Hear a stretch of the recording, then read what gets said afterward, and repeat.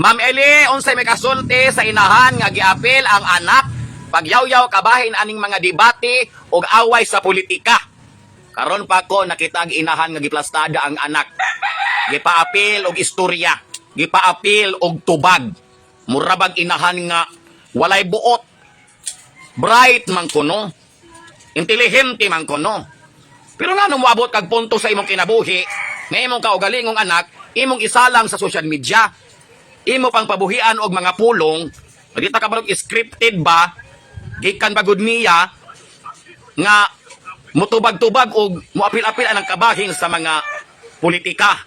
Nga man na, imo nang away, imo nang kumbati, ayog apila ang bata. Kaysa yang linghod nga pangidaron, di pa na siya katugkad. Murabag nagbutang ka og hatred sa bata. Ngadto sa laing tawo.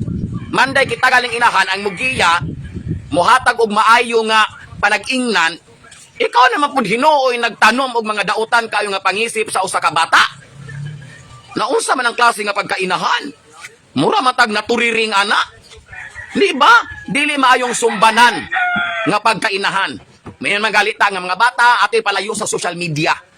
Ang mga bata di nato pakit-on sa mga masilan kaayo nga mga content sa social media.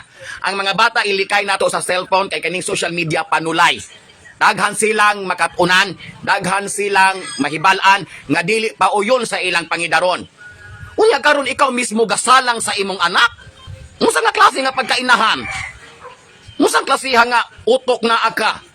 Gatanom ka og hatred sa imuha nga anak ngadto sa uban sa iyang linghod nga pangidaron. May unta kong naalang kasige sa iyang kiliran.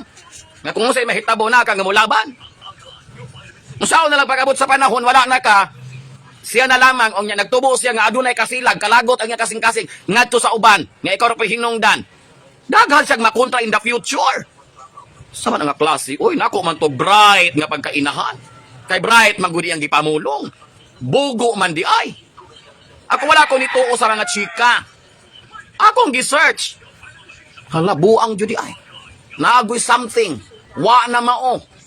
Kinsa man intawoy inahan nga magtulod sa iyang anak ngadto sa kasilag sa uban. Magtanom ka og mga dautan nga mga imahe ngadto sa imong kabataan. Hala, iampo na siya. Naunsa man na, oy, kamo kuno mga inahan, ug naamoy kaaway nga silingan, naamoy kontra. Iyo ding alahigon inyong pamilya. Unsa man nga klase nga batasan, imong away. Imong gisudlang nga kagubot, ikaw mo lingkaw sa kagubot. Imong problema, ikaw mo sulbad sa imong problema. Kay ngano, sa gusto nimo sa dili, kayang imong anak nibuhi man siya mga bugat nga mga pulong sa iyang linghod nga pangidaron, mabash in tawon. Sa gusto nimo sa dili, mabash. Wa ka gauna-huna ana. Kay ikaw naanad kang ibash ka, kontrahan ka. Unsa na kabtangan, property, nga imo ipasalo sa imong anak, sa iyang linghod nga pangidaron, nabash na, masultian nagdili mao, sawayon na, malipay kang magbasa imong anak, ayu-ayuhon og bash, kita man galing mga tigulang nga nadugay na aning sige, yaw-yaw, pinasagad aning social media, maglagot, magitag na imo ba sa atua, misag kung sa taka-strong, madutlan man gani ta, how much more ang mga bata? Pagkatuy-tuy na lang, ambot lang, dili ko kasabot, munang niyong ko nga, bright man kuno, nganong nabugo man pag-abot ang mga butanga. Mao na diha, muklim ta nga bright ta. Pag-abot sa atong pagdisiplina, pag matuto sa atong mga kabataan, bugo ta.